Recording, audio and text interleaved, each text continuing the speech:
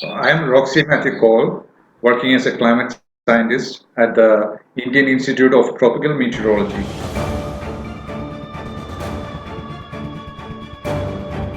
We cannot evacuate ecosystems, we cannot evacuate infrastructure or houses and schools and buildings and cars.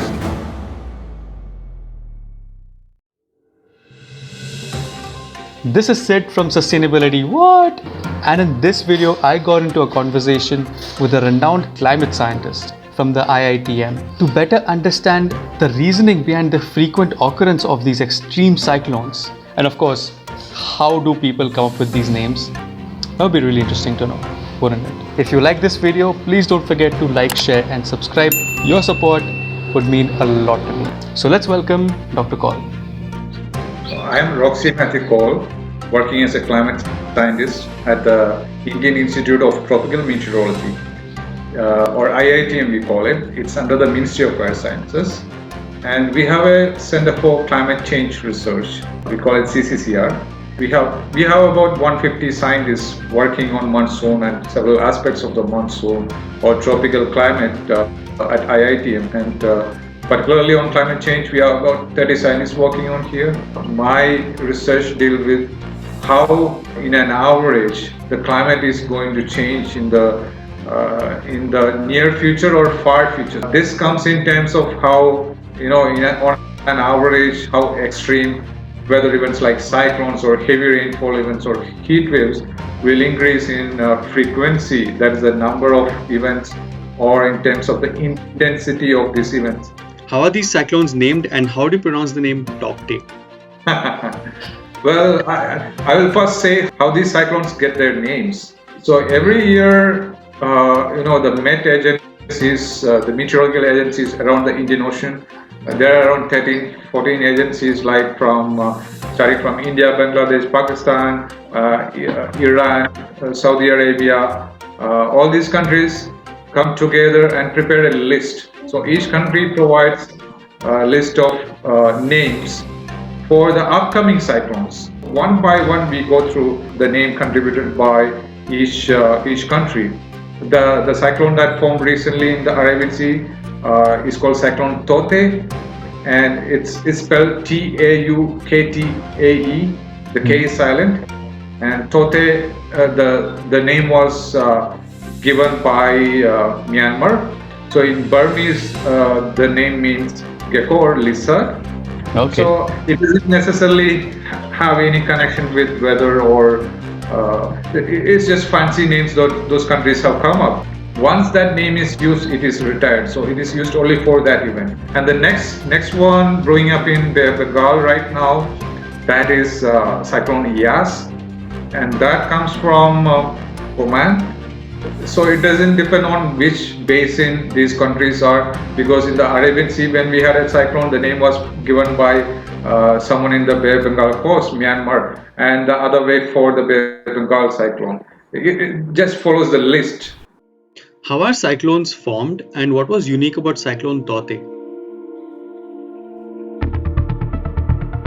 So Cyclone Tauktae broke many records, I would say, since it came very close to the west coast. It took a path, covering the entire west coast. In fact, starting from Lakshadweep, the Union Territory of Lakshadweep, and then moving on very close to Kerala, and then Karnataka, Goa coast, and then Maharashtra, where it intensified to an extremely severe cyclone status. So the cyclone attained its peak status with about 220 kilometers per hour maximum wind speed near the coast of Mumbai, and then it moved towards Gujarat coast, but still maintaining a cyclone status for quite a long time for cyclones. Usually cyclones dissipate quite fast once it is over the land, because cyclones draw their energy from the ocean. So the heat and the moisture in the ocean support cyclone formation. So once it is over the land, that is cut off.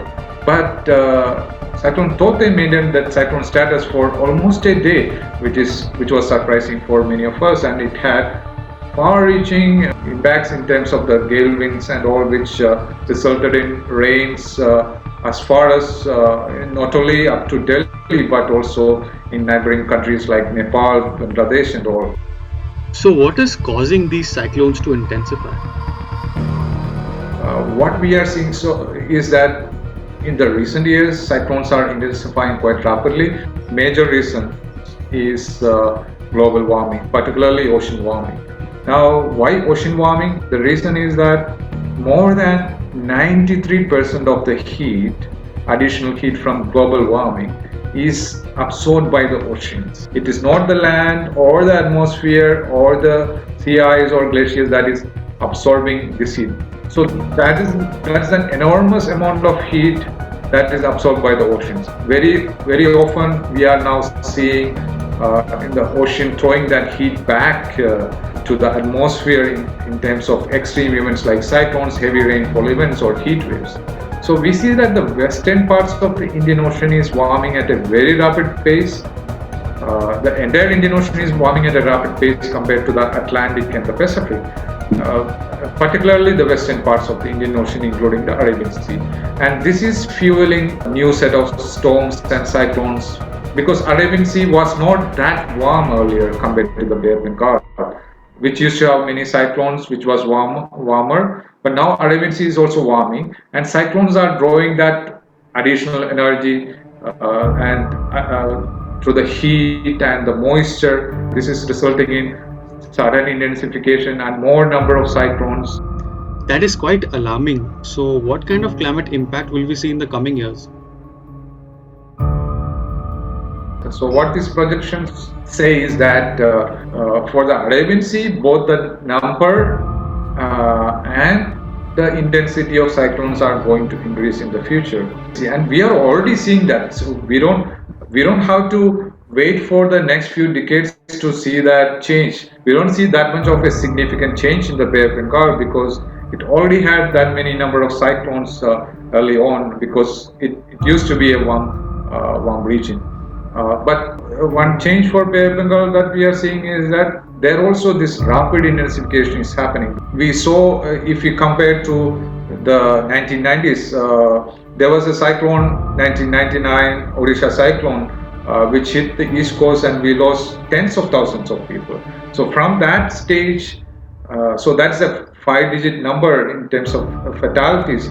From that stage, we have came to 2-digit numbers or 3-digit numbers, because we were able to improve our forecast and also work on ground with the local administration and the National Disaster Response Force. This time with Cyclone Tauktae, we saw that forecasts were exceptionally good in terms of giving a signal almost 1 week back. So we could evacuate a lot of people. This way we were able to save a lot of lives. That improvement is there, but we cannot wait every year for forecasts to come and then evacuate people. We cannot evacuate ecosystems. We cannot evacuate infrastructure or houses and schools and buildings and cars and all. So, what can we do to save ourselves from this climate impact? What can we do now? We need to make our west coast or the entire coastline of India resilient to these kind of events. We need to have both artificial and natural defenses like mangroves and all, which can reduce the impact a lot. It has been shown that mangroves like those over the Sundarbans can withstand huge strong winds and also regenerate the next year and reduce the impact of winds along the coastline. We need to evacuate and rehabilitate people from those regions. So there are a lot of ways to disaster-proof the coastline, and we can work on that instead of being depressed and being panicked about the rising extreme events on the west coast. And this is something doable. We just need to work on a risk assessment along the coastline. So thank you very much for giving your time to watch this video. In summary, the air pollution and deforestation that we cause is leading to severe global warming. And that is leading to warming of our oceans, which, as Dr. Koll said, will lead to more and more cyclones, heavy rainfall and droughts in the summers. So we need to reduce the global warming by using renewables, replacing fossil fuels, changing our lifestyles. Because we have to live in this climate challenged world, we need to also be resilient to climate change and hopefully reduce its impact in the coming years. If you liked watching this video, if you liked watching the content that I put out on my channel, please don't forget to like, share and subscribe. And maybe let me know what would you like me to cover in the next video.